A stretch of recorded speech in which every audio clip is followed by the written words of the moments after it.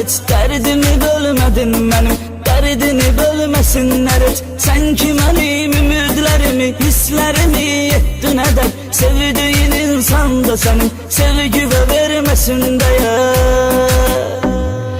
Sən də sevəsən aldanasan, mən necə yandım yanasan, onda bilərsən nə dayanmaq. Səni bir ömür tərk elədim, bunu axırda dərk elədim, hər insana olmur inanmaq. Sən də sevəsən aldanasan, mən necə yandım yanasan, onda bilərsən nə dayanmaq.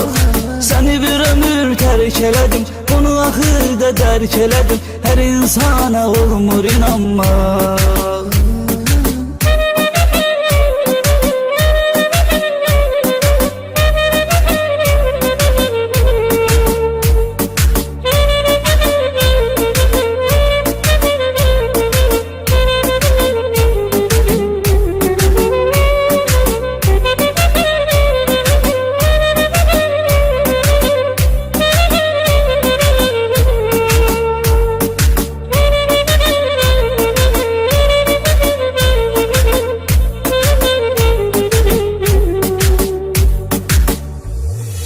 Kalbimize sevinçsiz dolmur, asıl sevgi ebedi olur solmur.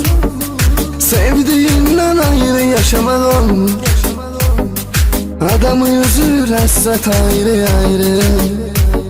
Sevdiğinden ayrı yaşamak olmur, adamı üzür hasret ayrı ayrı. Bize yazılıp kısmet ayrı ayrı, yaşamalıyıq əlbət ayrı ayrı. Bizə yazılıb qismət ayrı ayrı, yaşamalıyıq əlbət ayrı ayrı.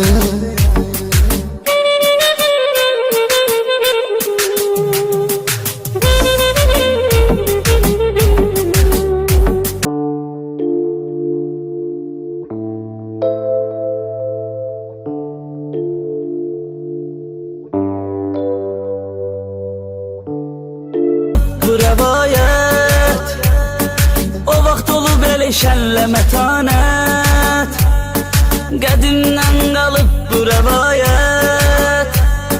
O vaxt olub elə şənlə mətanət, onları çatıbdı kamına, öz məhəbbəti namına, hətta baş əyməyiblər şaha. Onları çatıbdı kamına, öz məhəbbəti namına, hətta baş əyməyiblər şaha. Sən ki məni dəyişmisən, özgəsi ilə görüşmüsən, get səni tapşırıram Allaha.